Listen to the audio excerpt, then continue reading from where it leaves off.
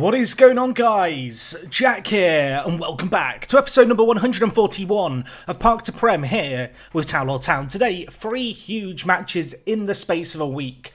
Come the end of this episode, we may be in a Champions League final, we may be in a Premier League title fight, or we may be in neither and just counting down the days to an FA Cup final, which, considering everything that's at stake right now, I think undoubtedly would be a disappointment. So, yeah, that's what's on the menu today, as if it couldn't get any more intense compared to yesterday.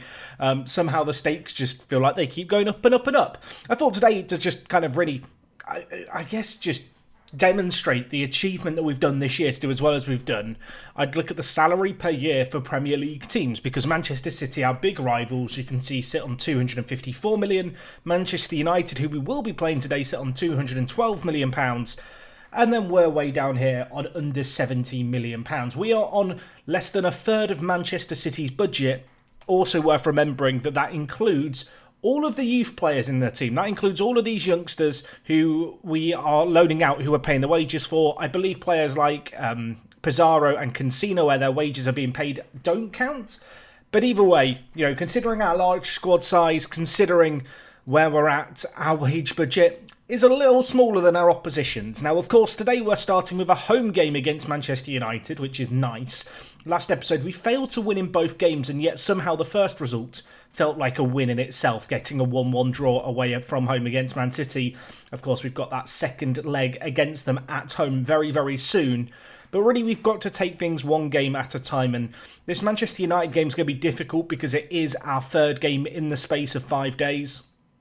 And after that, we've got to get ready for a Man City game. It's just crazy how this is all kind of come into our head. Of course, after that Manchester City game in the Champions League, we also have them in the league. This is how things look right now. So after the defeat to Liverpool last episode, we now sit on 75 points. We are 4 behind Manchester City.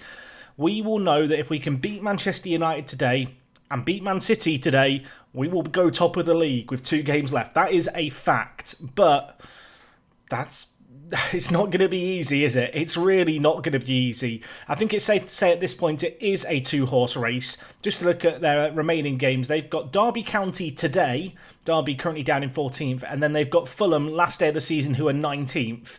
I think if we're putting on our reality hat and really looking at things objectively, we have to win all our games. We have to absolutely beat Man City in the league.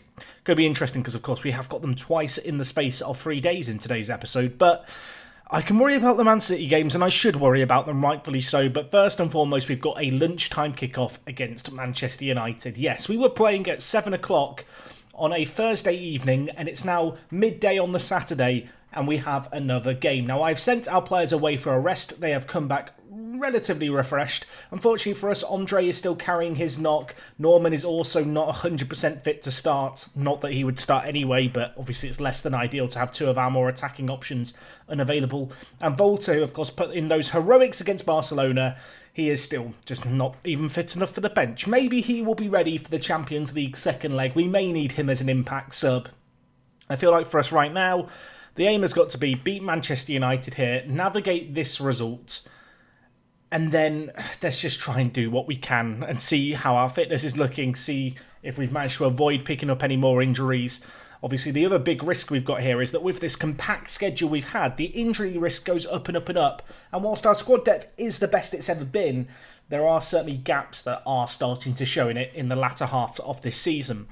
Anyway, looking at Manchester United's team, they've got a pretty good team. They've got players like Worm, who we once upon a time looked at possibly signing, and they picked him up for a free transfer in the summer. I just couldn't afford his wages from Werder Bremen, unfortunately, and by the time his wage demands were lowered, he was a Manchester United player. They've got Alvin John in goal, of course, a player who we can remember way back when he was playing for Leyton Orient when we were in League One alongside them.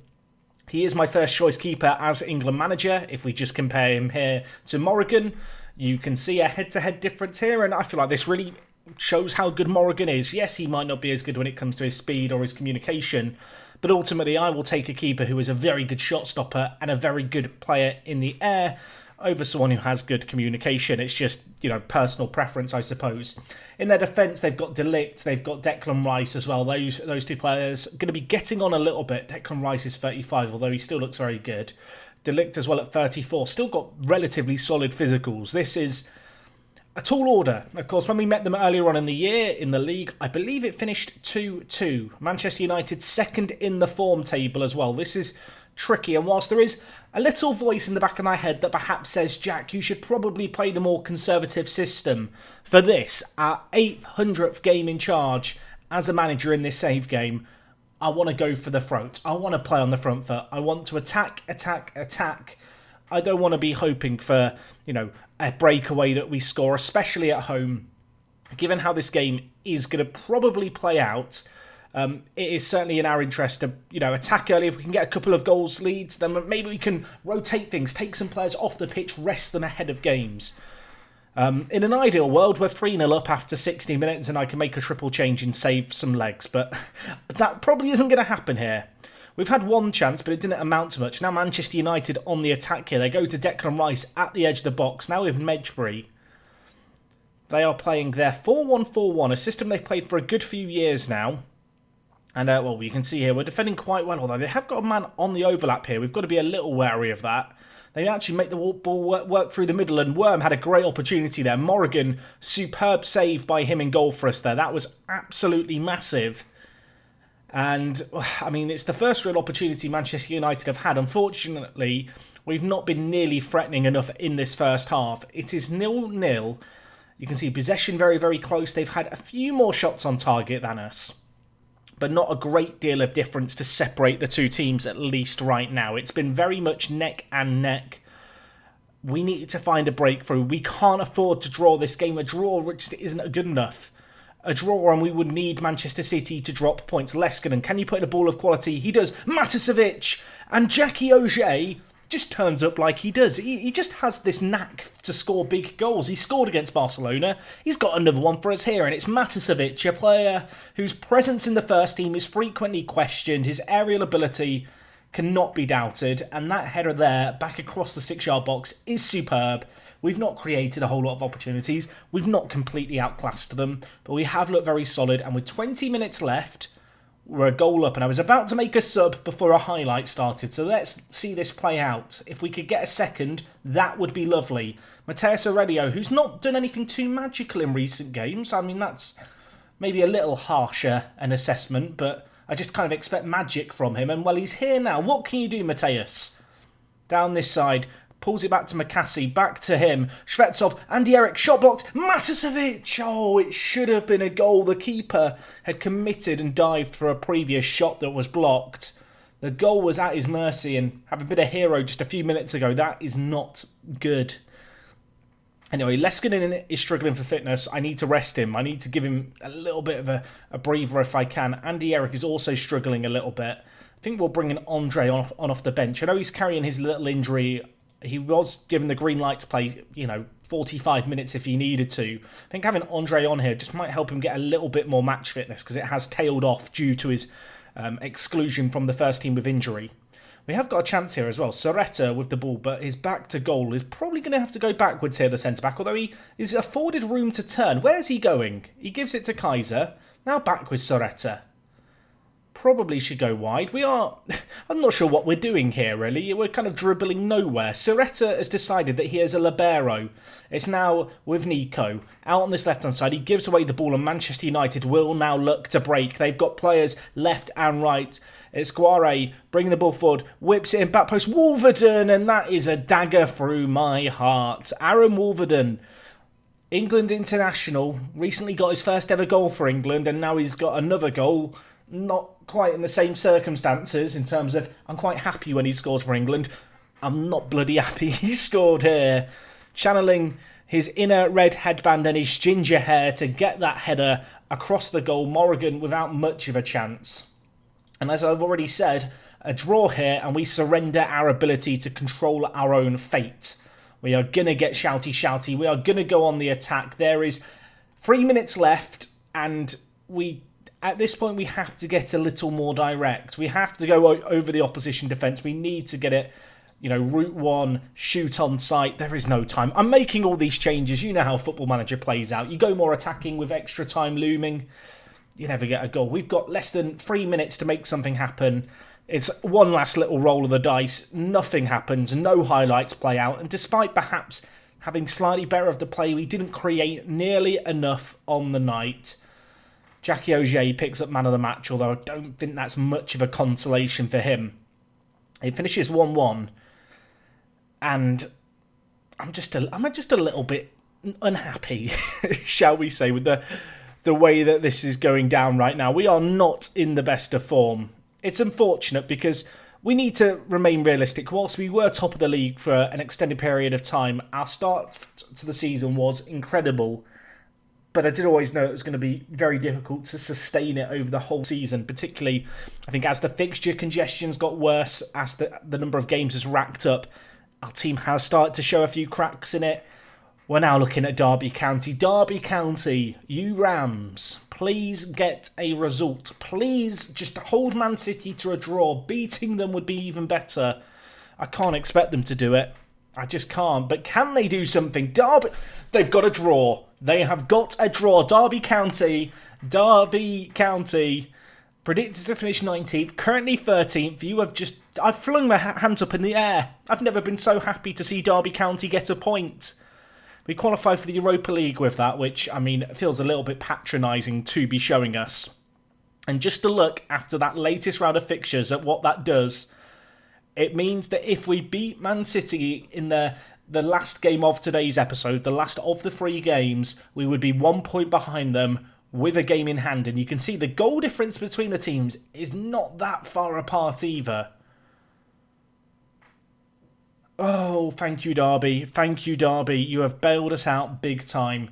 You can see here a few of our players out on loan playing for Real Oviedo. They are, I think, pretty destined to go down, unfortunately, Oviedo, despite our loans to them. Which I'm a little bit sad about. I feel like I have a soft spot for them. Anyway, we've got Manchester City to think about next. I mean, it only gets easier. In terms of our best 11 and who's available and who's not, Andre, you should be back. You should be back. Volta's going to be back, which is pretty huge. Although we may want to rest a few of our players who are lacking just a little bit in the fitness department. I think a few of them are already set to be rested, actually. So it's just Volta and McCassie. We've got 3 days until the home game against Manchester City. And now I think the question has to be asked of how do I want to approach the Man City game? The first Man City game. This one, of course, in the Champions League. It was 1-1 after the first leg. We got that away goal. But, yeah, there's got to be a question asked of how we approach this. Do we play the more defensive systems? Do we sit back against them? It's what we did in the first leg away from home. And it obviously, in the first 80 minutes, nothing happened. And then we went more attacking and 2 goals flew in.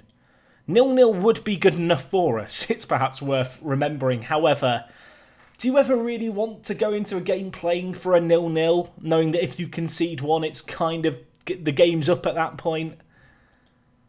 I suppose the question has to be asked of will Man City come out of the blocks and just attack, and I kind of half anticipate them to do that. You can see here a few players that we're looking at and just scouting. I feel like I don't talk about it nearly enough, but I am pretty much always just having an eye on what's going on around the world of football. I get asked a lot, with the kind of youth hunting, how often am I checking the national teams and such? I'm checking the national teams probably every 2 months, every international break that comes around. You can see here, Cancina has helped Juventus lift the Serie A title. That's pretty shocking. They got 88 points. They've played very, very well. Cancina's got 20 goals for them from left mid. I've got to think about how I'm going to fit him in the team next year. And I don't know how I'm going to fit him in the team next year. I've seen in the comments people saying about maybe playing him at left wing back, but I feel like he could play a job as a striker. In truth, I feel like him and Norman would be fantastic alternative striking options to Turnbull and to Shvetsov, and quite possibly either of the options could break in and become a starting striker ahead of Turnbull or ahead of Shvetsov. I feel like training him to learn a whole new position would probably be quite detrimental to his ability as a footballer. The more positions a player plays in Football Manager, kind of the less good they can become, because playing more positions eats up your, ability points, essentially. So I don't really fancy training him at left wing back, especially because he's done so well with his goal scoring. It feels a little bit silly. If we just look at loanings out, you can see Cancina is right up there playing well. Roberto Gonzalez at Coventry, of course, Coventry, one of our affiliates. If you were wondering, how are Coventry getting on, Jack? They're in the blooming playoffs, folks. The newly promoted to the Championship, straight into the playoffs. They have got to play a Stoke side who have Ricky Williams up front, though. Our former man, he's top goal scorer in the Championship. I mean, I would love to see Coventry get promoted, but if they are promoted, it would mean the end of our affiliation with them, which would be a bit sad, because we've only been with them a year and a half at the end of this year. But it is nice to, see our contributions to them making a difference. Of course, another thing that is worth just remembering is the fact that we have a World Cup this summer, and I am England manager. So a load of people have been asking, Jack, what's the format going to be of that? And I've been thinking about it, and the big issue with the World Cup is essentially I'm going to be doing all my club duties over the summer whilst also doing the World Cup. And I know some people would go, well, that sounds great. You could do it as like one live thing. My pre-seasons in Football Manager can sometimes take like 16 hours without a World Cup to worry about in between.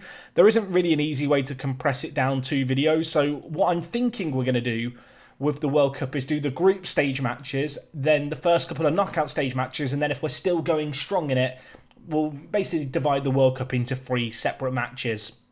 Or not 3 separate matches, 3 separate episodes. That feels like the most logical way to do it.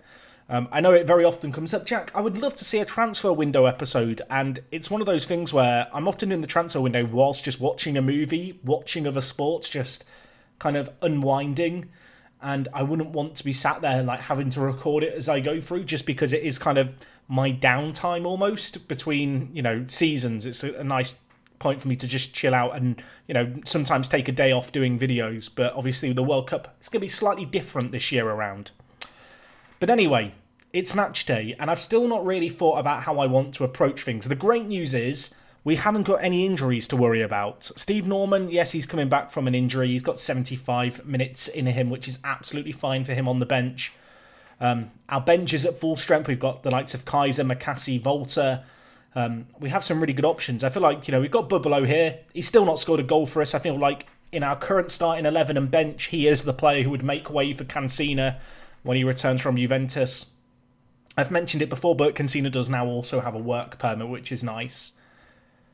So the question is, how do I want to approach things here against Man City? And I feel like we have to play the more conservative system. I think we need to, look to hit them on the break, look to catch them out. I feel like that is our best chance here. It really can't be understated how ridiculously good their team is. I know we looked at their kind of midfield and attack previously, but even at the at the back, they've got Upamecano, who's very good. Bergerson in goal is their keeper. He's a Dutch international with over 100 caps. He's a very, very good goalkeeper, let's be honest. They've got a guy called Just Max, who isn't perhaps as crazy as some of their of outfield players, but he's more than adequate quality. It looks like they have rotated their team a little bit, but of course, whilst we've been beavering away with lots of crazy fixture congestion, Manchester City's fixture congestion isn't that bad by comparison.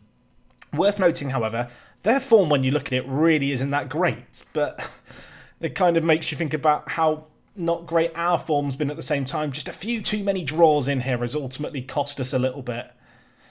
But anyway, there's no point in dwelling on league form or Champions League form. This is a single game to decide it. 1-1 after the first leg. We are at home. It's going to be a drizzly evening in the town of Towlaw. We're inconsistent. Their form's decent. We have been made favourites for this game on the night. I mean, I will appreciate the sign of faith, I suppose, from the media, but I'm pretty realistic, I feel like, in terms of our chances here. It's going to be difficult. They've got Valmir, he's pretty good as Valmir. Who else have they got? Panico. I mean, he's quick, isn't he? Man, their team is good. Their team is really good. And they're not even playing Vinicius Jr., who scored against us last time. They've gone with Jose Martin Beltran, who's also very good. I mean, it's just a bit upsetting how good some of their team is. Yeah, I think we've made the right decision to go on the more conservative tactic. What we will do is if they start creating chances, if they start playing well, we will adapt. Obviously, this is one of those games where I feel like erring on the side of caution, at least initially, is probably the smart move. Let's not concede in the first 20 minutes. We got that one away goal previously. If we don't concede tonight, we can't lose.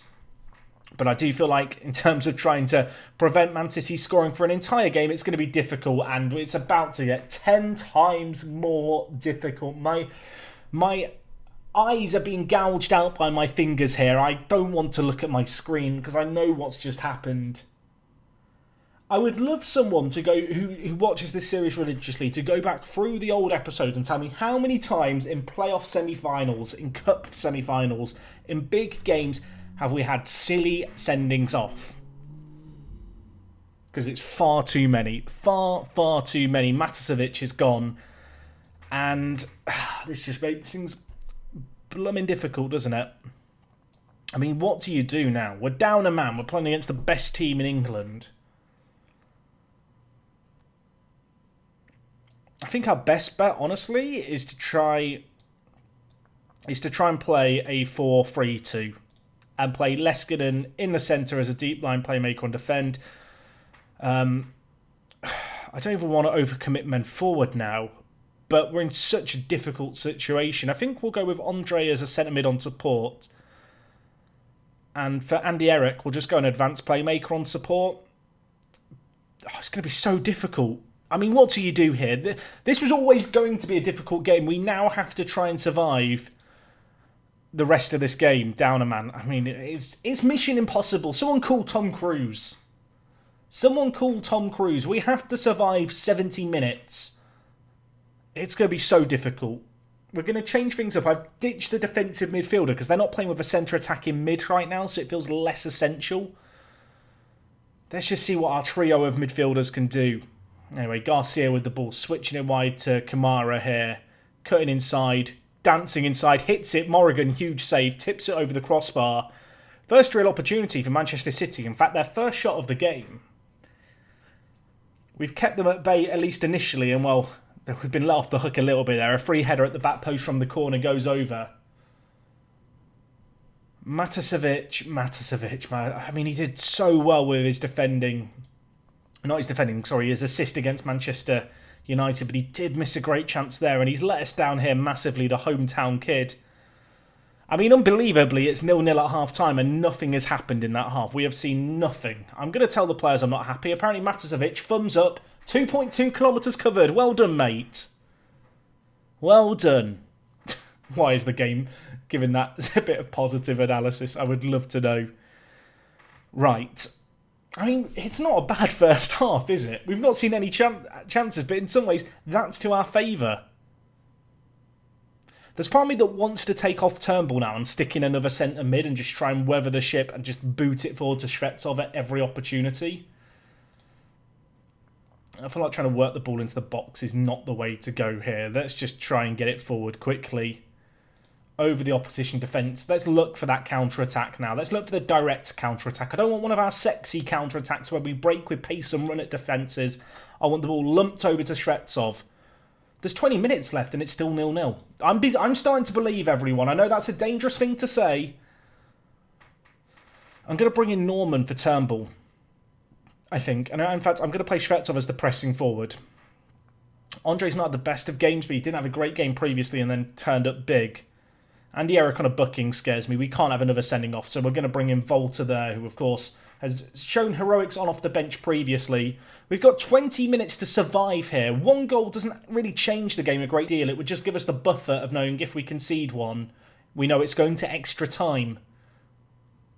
It'd still be nice to get a goal, I suppose, but let's not get carried away here. We are down a man. I'm only saying that because we're in possession of the ball for this highlight. It's the first highlight of the whole half. We're playing with fire a little bit, passing it around the back, but we're kind of making it working up until the point there where Norman misses his header. And now it's going to be Mbappe on this left-hand side. The rain is coming down hard now. Kai Havertz going into the box, pulls it back. Garcia hits it wide of the post. That is the closest that they have come to scoring in this game, really. At least in this half. And whilst I was hoping the highlights were just going to dry up, it's in fact started with another one immediately of Morrigan taking the resulting goal kick. Now with Valmir, still trying to, press from the front, trying to force an error out of them, but we know it's going to be difficult here, and we do need to regroup and get back into position. Havertz, tackled by Liano Leskinen. Of course, we're still gambling with two strikers here. We're keeping men forward. Norman, on off the bench. Can he squeeze it in? He can't. It's the first clear-cut chance or half chance for either team. It's been an absolutely boring game, which has suited us so far, but suddenly there is highlight after highlight here, and it is now Manchester City in possession. Havertz playing it inside. Huge tackle by Shvetsov. He gets back up, gets the ball again, and we're going to look to try and play our way out here. Andre to Volta. What can he do? He goes to Nico at left back. Now with Auger, look, we're still trying to play our football. We are still trying to play our way. Hold on to the ball where we can. Jackie Auger to Shvetsov, nods it down. Norman hits it, and it was never an easy chance, but it never looked like going in from the moment it hit his foot. Flying over the crossbar, there is 8 minutes left. We are hanging on in this game. We have the away goal, and time is just trickling away. Manchester City look fired up. There is 20 seconds left. I'm going to shout and get shouty. It is the worst win you will ever see on a football pitch, but we are into a Champions League final. Soretta gets him out of the match. Matasevic, you have got to go and kiss the boot of all 10 men who were on the pitch at the end of that game. You owe them your life, my son. You would not have been able to show your face around towel or ever again if that had cost us. And I said going into this game, if we don't concede, we can't lose the game. And that is the attitude that we have taken. What an incredible result that is. And if we just look at the fixtures and results, if you're wondering, the other semi-final, Bayern Munich win it 4-0. This is going to be Bayern Munich in the final. Wow. A Champions League final. We qualify for the Club World Cup as well, which is absolutely huge. We've received £10.33 million. I don't know how the new Club World Cup works, because it has a new format. FIFA Club World Cup is scheduled to start in 2037. Excellent. So we qualify for a tournament in 3 years' time. Well, I guess it's something to look forward to, but before then we've got this to look forward to. A trip to the San Siro, which in this Football Manager universe is not being torn down. It still stands tall and proud in the city of Milan. And maybe it's going to be where towel or dreams can be made. Matasevic, you absolute wazzock. You absolute donkey. I've never been so livid in my life. But we have now made it to the final. And Matasevic can cry all he wants, but you do not deserve to play in the final. I wouldn't have played him in the final. He wouldn't have been allowed to show his face. McCassie, start learning to play Mazzala, my friend. You're up. Anyway, we now have 2 days until we play Manchester City again. It only gets easier. We're going to be away from home against them this time, and I think we're going to take the same attitude as we took in that last game. It's a bit different in the sense that we do need to score, we do need to beat them, but ultimately we are in a situation here where I think we have to primarily look at not conceding and catching them out. I think that is the best way to approach things. Markowski's continuing to have a great year. I have kind of earmarked him as possibly replacing Jackie Auger at the end of the year. Auger has a bit more first-team experience. When you compare them head-to-head, though, you would say that Auger isn't as good in most areas, to be fair. That said, the Frenchman, he's been putting in some really good performances. It would almost be incredibly harsh to drop him, I feel like. Been recently breaking into the French national team. For 2 years now, he's putting some pretty good average ratings for centre-backs. Because centre-backs never get good average ratings in Football Manager. I mean, it's a great problem to have. And we have it in a few positions, to be fair, where we just have too many good players. But I am okay with that. Oh my word, I'm so relieved that we didn't lose that game because of a Matasevic sending off. Just because I have put my neck out on the line for Matasevic. I have defended him until the cows come home and come back. I don't know if that's how the expression goes, but we'll say it. Until the cows come home and go back, we defended him, but he very nearly cost us there. Zell fears the Frost threat. That is a sentence and a half, isn't it? But I agree, I do fear Mike Frost. He's 22 or 23. He's so ridiculously good. Let's just compare him to Shvetsov, because I feel like perspective is a valuable thing. Oh my word, he's so ridiculous. He's so ridiculous. He's so ridiculous. It's just not fair. He makes Shvetsov look like a child. But we kept him out once, and we're going to try and keep him out again. We're going to the Etihad. We're taking on Manchester City away from home. We will know a win here puts us in pole position to win the league, and I have also got to select a World Cup squad very soon. The good news is, because it's the World Cup, we can just select a preliminary squad here, which means we're not actually cutting the team size down much. So I can use the suggested squad, because I recognise all the players it wants to pull in, and the ones it wants to get rid of are absolutely fine. If you were wondering, Town players, who is there? Turnbull and Norman, the two players in contention. Between them, 23 goals for England in 18 games. They have quite good goal-scoring records. I've just noticed Dylan Turnbull is wanted. Who wants you? Well, you can 200 million. 200 million, Madrids. Both of you. Juventus and Chelsea want him as well. Also, it's upset me. We've got to scroll again. He's broken my skin. He's got too many pros. He hasn't actually scored in a little while, I feel like. In fact, when is the last time that Shvetsov and Turnbull have scored? Shvetsov scored against Liverpool in the FA Cup, and then Turnbull scored before then. That is not a great goal-scoring return from our strikers. The goals have dried up, haven't they? Just wondering if I want to change things against Man City. Do I want to just give Norman the nod right away? I mean, they are still the two top goal scorers in the league, so it would be a little crazy, I feel like. Molina here is apparently very good. Our scouting team have flagged him. Let's have a little peek. 17 to 20 passing, 13 to 16 vision. And you're 18. He's not the youngest 18-year-old in the world. How much do they want? If it's under $1 million, I'm kind of just tempted to bid on him now, even though I don't have a full picture. The fact they've rejected it outright means he probably has a release clause that we're just not hitting. So we'll wait and see what the scouts say. Was there anyone else here worth being aware of? Mustafa Aslan. Was it Aslan the dragon in Narnia?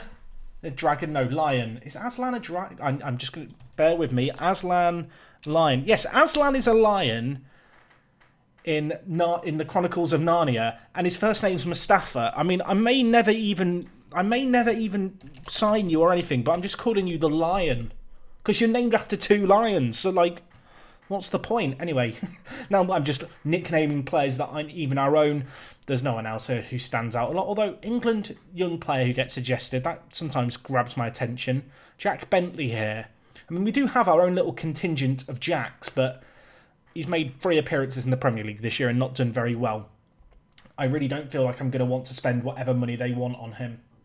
Anyway, I might as well remind you now as my auto-saving kicks in. If you don't have auto-saves set up, please go and do this. Go to Football Manager, click on the FM bit in the top right of your game, go down to Preferences, and just turn on auto-saving. Put it on new save for every single save file if you have a big hard drive. If you don't, just rolling saves. It breaks my heart when people message me on Discord or on Twitter, and they say, Jack, when I go to load up my Football Manager save, it says the save file can't be loaded. And the first thing I say to them is, do you have a backup? Have you got another copy of the save? And if they say no, like, it just kind of sucks. So yeah, please use autosaves. Don't make me feel bad reading your tweets about how everything is broken. Manchester United play early, actually, against Palace here. I was thinking we were about to get straight into the game, but we've got one little fixture to keep an eye out on. What is going to happen? Manchester United win. So let's just have a look. We've done okay in today's episode so far. So have Derby County. Thank you, Derby. Again, you're forever in my debt. So a win here for Man City would put them... How many points clear? Do the maths, Jack. It would put them 7 points clear with just 2 games left. So we have to beat them. A defeat here and the title goes, pretty much. If we beat them, we would still be behind them by a point, but we do have a game in hand. And our last 2 games of the year are against Brighton and Bournemouth, who, I mean, you'd look at and say, winnable. I mean, you have to be beating them if you want to win the league, although our form has been so patchy as of late, it's going to be tricky. But yeah, a defeat here, and it's a bit of a problem for us. It's worth noting, Everton are creeping up on us. If we were to lose here, Everton would only be 1 point behind us, so we could easily end up falling away from even finishing second this year, which would be a bit of a heartbreak. In the last couple of years, we finished 5th, then we finished 4th. In some ways, there's a weird part of me that would be quite satisfied if we finished 3rd this year, just to keep the counting up going, although the idea that we'll have to wait 2 more years to finish top of the league in that sequence of improving by 1 position at a time doesn't sit quite so well with me. I think I might make some changes here. Matasevic was poor last game. I'm going to bring in Volta for you at Mazzala. And you know what? Shvetsov and Turnbull just haven't been at the races. Dylan Turnbull's been the more disappointing of the two players, so I'm going to bring him off for Norman. I'm just going to have a little word with Shvetsov. I don't want to criticise you too much, Andre, but look, form has been poor. Get a hat-trick for us today against Man City. That would put you back in my good books. We are going to start this game with a very similar team to the one that played against Manchester City previously. You can see they have brought Ashley Walker back in the team for them today. He was not present for our previous match. Also, Kai Havertz in the team. I mean, they've got a ridiculous squad when they can bring in players like that just casually who weren't in the previous game. So whilst we've stuck with the team that played the last game, it looks like Man City have not taken that draw 0-0 particularly well. They are going on the offensive. They are going all-out attack. I have also noticed it's the legendary kit clash. This will be the last time the kits ever clash because we do have new 3D kits for next year. But for you 2D loyalists, it's back for one last game, and well, let's see if it can give us something special, shall we? Mateus Aurelio's throw in, I was half anticipating something to come of it, and it just didn't. And while Mike Frost is through, this ain't good. When Ashley Walker threads through Mike Frost like that, you kind of just have to accept that it's probably going to end up in the back of the net. It's only his 23rd of the year. Walker's ball here is good. Soretta, I think, there, caught flat-footed. He got man of the match in the first game. And, well, having kept Manchester City out of our goal for 75 minutes whilst down a man, we've lasted less than 10 minutes in this game, and they're now on the attack again. And they very nearly scored again. The corner, or not the corner, the free kick from the wide area whipped in. Is this going to be a bit like the game we had against Liverpool in the league where we just don't turn up? I certainly hope not. And while Soretta has a chance, he nods it forward. Volta just gets ahead of it and makes it 1-1. He's making a name for himself, is Volta. We've missed him through injury a little bit in the last couple of months because he has been a difference maker for us. This might be another one of his classic impact goals. Soretta forward, Volta heads it on its merry way. He celebrates right in front of the keeper. That is the kind of BM that I like, the bad manners being whipped out by Volta. Let's just enjoy the celebration. Oh, it got cut off. TV broadcasters decided it wasn't worth showing again, clearly. Leskinen. Corner whipped in, it's dealt with, and now it's with Frost, who's going to get it forward. Mateus Aurelio, though, he knows what's up. He's going to go all the way back to Morrigan. The captain was very good against Man City, made a lot of saves for us last time we met them. I imagine he's going to have a few more to make today, as a very ambitious ball there by Auger does not pay off, and Frost is bringing it forward, and Morrigan has made a huge stop there, tipping it over the crossbar in the one-on-one. Oh boy. The pressure is very much on. Soretta heads it clear. It's back with Frost. He's just everywhere at the moment. It's relatively unnoticeable in the previous fixture. In this game, everything is going through Frost at the moment. It's like, I don't know, it's like Zidane has got shouty with Frost. Anyway, it's 3-2. 3-2, no, it's 32 minutes gone. It's 1-1. I wish it was 3-2 to us. That would be lovely. But no, we're quickly approaching the end of the first half here. It's been a pretty even half so far. We've obviously caught them out with one really kind of fortunate, I suppose, set piece in many ways. I'm going to tell the players I'm not happy because a draw doesn't really help us here. There is going to come a point in this game where we do have to look to go a bit more attacking. Try and seize possession a little bit more. Worth noting, Man City really aren't committing that many men forward. They're just kind of getting it to Frost, and if he scores, he scores. Morrigan holds on to it there. There is part of me that wants to go attacking now, and there is part of me that feels like it's a bit too soon, but I don't want to be in a situation here where we're weathering a Manchester City storm for the next half an hour. We eventually break and then we only have 20 minutes to go out there and get a goal. Ultimately, we need a goal in this game. Norman could be through, though. It's saved by the keeper. In fact, it wasn't. It was just a miss. Oh, my word. That's a bad miss for Stevie Norman. Valmir now here with a set piece, whipping it in. It's a free header. Kai Havertz scores. And I mean, at least we've not had to wait until the 70th minute, I guess, to concede and be given that green light to go more attacking. It's come kind of soon. We're going to make some changes. Nico Roth has not had a good game. Norman's not had a good game either. I'm going to bring in Turnbull. Going to bring it back on Dylan. Maybe dropping him to the bench is going to mean that he comes onto the pitch with a fire in his stomach. Anyway, that sub is not going to happen yet, but there is immediately a highlight here. Nico, whip it in. Whip it. He can't even beat the first man. For a second, you wondered, was it going to be the dream response from our players? Whilst we are on the more attacking system now, I do feel like it's probably worth just trying to be a little bit more direct with things against Man City. I feel like we can try and outplay them all we want, but we're never going to be able to outplay them. They just have a bit too much quality. They are the best team in the league on paper. And we're now at a critical point here with 18 minutes left where I have to look to the bench and go, where can we change things? And I feel like the obvious one is to bring in Matasevic. I'm going to bring in Volta and move him to advanced playmaker. Matasevic is going to come on there. Rota really hasn't had a good game. I'm going to bring in Deacon and left wing back. And whilst the left wing back position isn't, necessarily the position that is going to win or lose us this game, fresh legs in that wide area could offer us something. But we need something soon. Time is trickling away.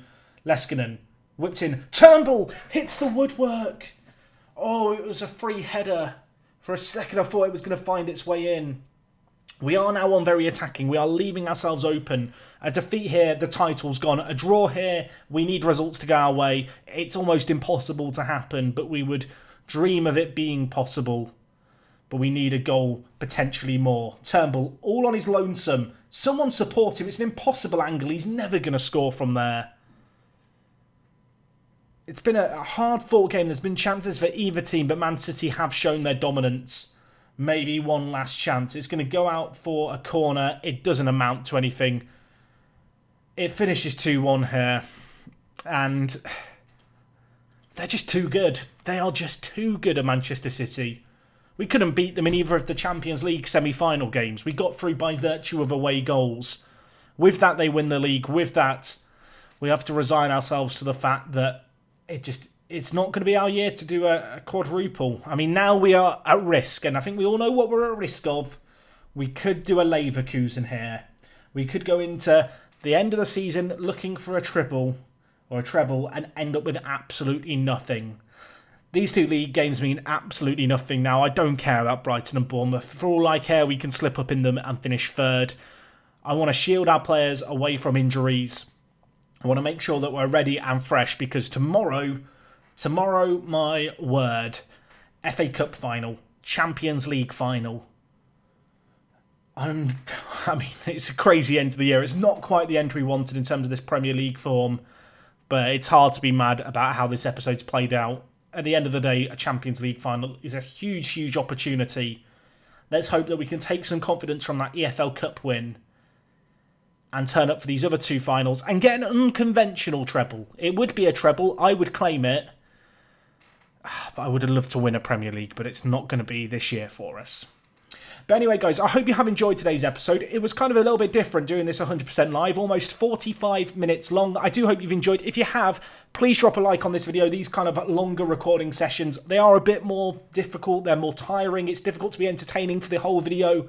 Although with matches like the ones we've had today, I feel like the entertainment almost writes itself. Let me know what your predictions are going into the end of the season. How are we going to get on in our final two finals? I would love to know your thoughts on these 2 or 3 games. If you have any ideas, stuff that popped into your head, stuff that maybe you noticed.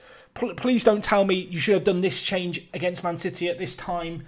Hindsight is a wonderful thing. I think you know what I mean by now. Sometimes you guys point out some very interesting stuff and I go, didn't think of that or think about it that way. Whatever way you look at it though, what an incredibly successful season it is going to have been. Hopefully tomorrow we can add 2 cherries on top of a very delightful year. I'll see you then tomorrow. Take care. It is me, Jack, and I will talk to you guys in a bit. I'm out.